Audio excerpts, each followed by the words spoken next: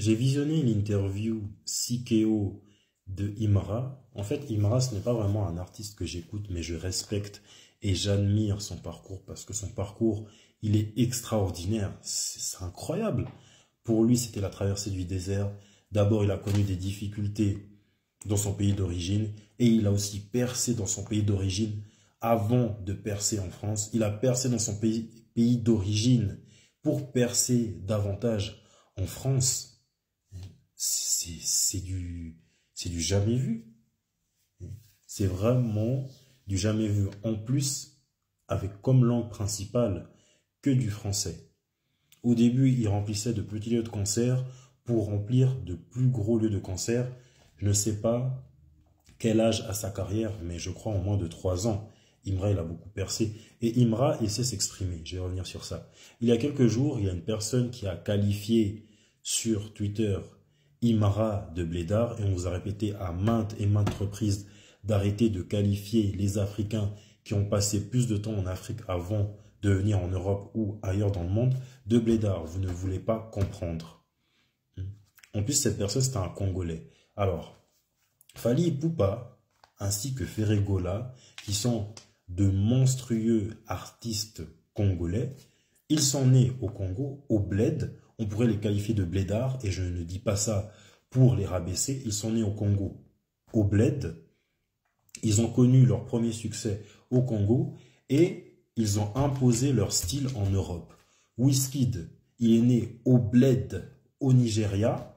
On pourrait aussi le qualifier de blédard. Il a connu ses premiers succès au Nigeria, au bled, et il a imposé son style, son art en Europe. En fait, le problème des Africains, surtout les Congolais, c'est que vous évaluez l'intelligence d'une personne selon sa façon à parler français. Et ça n'a pas de sens, c'est raciste. Vous parlez de racisme, et vous êtes raciste envers les vôtres.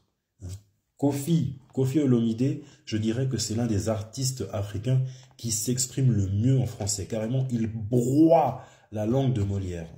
On dirait un prof d'université. Mais Kofi aussi, on pourrait le qualifier de blédard. Kofi, il est né au bled, au Congo. Il a connu ses premiers succès au bled, au Congo, et il a imposé son style, son art en Europe. Il faut savoir un truc, nous, les Congolais, on n'a rien à voir en commun avec les Ivoiriens. Nous, notre culture, elle est plus proche des Congolais de Brazza et des Angolais. Mais qu'est-ce qui nous liera toujours avec les Ivoiriens? C'est ça. C'est cette couleur. C'est cette couleur, cette belle couleur qui est parfois la raison de notre malheur. Toi, Ivoirien, tu cherches du boulot, tu ne trouves pas. Congolais, il ne faut pas rire trop vite. Si Ivoirien n'a pas été pris à cette place de travail, toi aussi tu ne seras pas pris. Parce qu'il ne calcule pas l'origine, il regarde juste la couleur de peau. Si un jeune Malien a été victime dans une rixe et il a perdu la vie à cause d'un policier, on ne va pas calculer son origine parce qu'on s'en fout. On va juste calculer sa couleur de peau. L'Afrique sera indignée. Et c'est aussi pareil si on perd un artiste légendaire de l'Afrique. On a perdu Arafat. Les Ivoiriens, ils étaient tristes. Les Congolais aussi, ils étaient tristes. On a perdu Papa Wemba. Les Congolais, ils étaient tristes. Les Ivoiriens, les autres Africains aussi, ils étaient tristes. Vous voyez que l'un des nôtres, il avance, mais vous êtes là en train de le critiquer. On n'a même pas besoin d'être frères, on n'a pas besoin d'être proches. Juste, si l'un des nôtres avance, on doit être content pour lui. Vous avez vu, je pense que vous avez vu, quand Imra est arrivé en France, il a été accueilli par Genesio et Tiakola, qui sont aussi congolais. Mais faut les regarder. Ils regardent Imra avec admiration, tout comme moi. Je le regarde avec admiration parce que c'est incroyable son parcours. Passer de la Côte d'Ivoire à la France. Son parcours, il est incroyable. En même pas peu de temps, il a réussi à s'imposer. Et une chose que je voulais vous dire, mes très chers amis les Ivoiriens, et je ne mets pas tous les Ivoiriens dans le même plat, c'est que quand vous vous embrouillez avec les Congolais, vous avez tendance à parler de ce qui se passe à Goma. Ah oui, on sait que vous êtes les meilleurs vanneurs, mais ce qui se passe à Goma, ce n'est pas du placali, ce n'est pas du beau flotto, c'est un véritable film d'horreur. Il y a des femmes, à la seconde où je vous parle, elles perdent la vie. Il y a des nouveau-nés qui perdent la vie et qui se font agresser. Il y a des hommes qui se voient obligés de coucher avec des cadavres, sinon ils se font tuer. Et surtout, à la CAN, ça me fatigue. On est là pour se vanner, pour rigoler. Et je vois les Ivoiriens, je vois d'autres Africains qui sont en train de nous tailler, qui sont en train de nous provoquer sur ce qui se passe à Goma.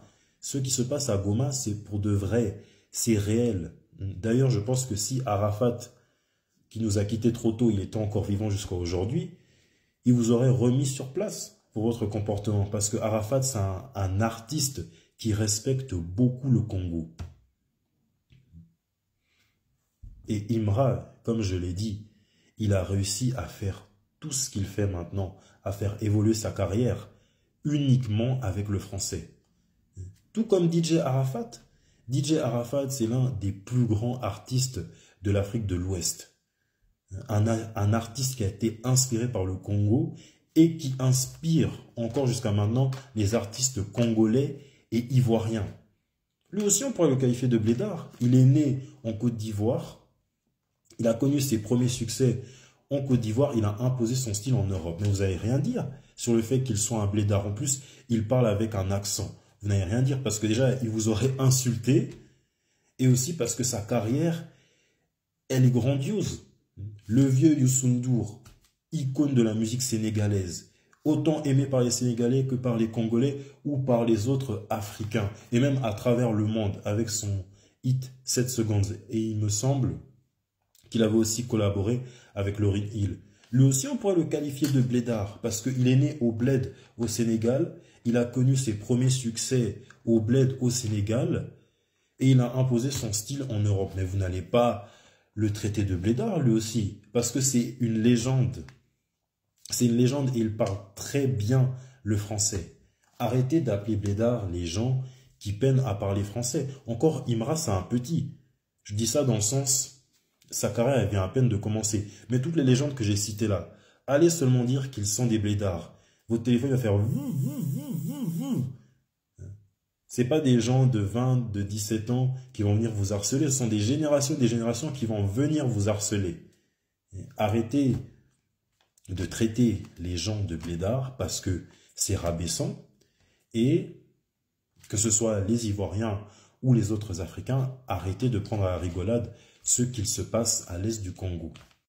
J'avais oublié de rajouter, vous êtes en droit de ne pas aimer Imra, vous êtes en droit de ne pas aimer la musique qu'il fait, mais les chiffres ne montent pas, sa fanbase, elle est solide. Déjà, son interview Sikeo d'il y a un jour a fait 317 000 vues, plus que les récentes interviews d'il y a quelques jours. Et sa performance aux Flammes est près du 1 million de vues. C'est l'une des performances la plus visionnées des Flammes.